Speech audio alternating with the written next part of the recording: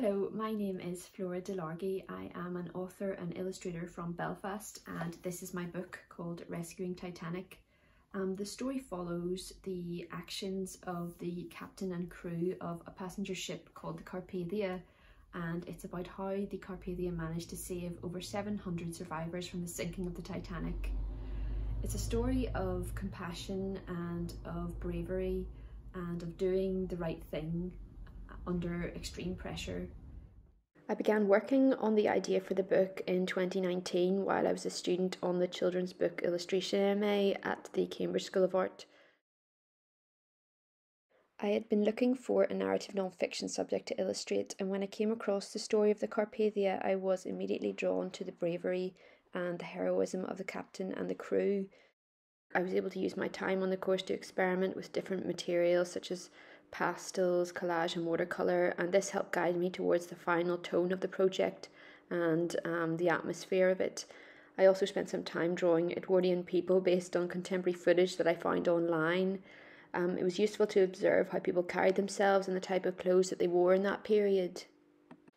When I began working on the book with my editor, the first stage of the process involved developing and expanding the text from my dummy book into an 80-page story, putting together a timeline of the action as it unfolded, as well as identifying all the key characters in the narrative.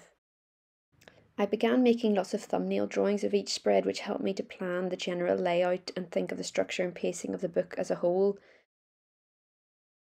I then worked up the thumbnails into more developed rough drawings using charcoal and pencil. I was really keen to include a wide variety of spreads, some which presented information in like a snapshot style in panels, and some in a more graphic novel style, and also presented it in ship cross sections. Other spreads are more dramatic and help drive the narrative forward. I tend to work using loose sheets of paper and explore various compositions until I find one that best conveys the unfolding action.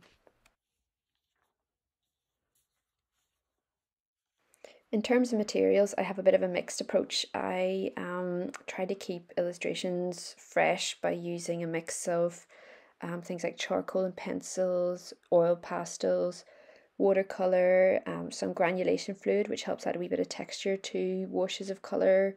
I also use ink sometimes, as well as gouache for a more vibrant colour.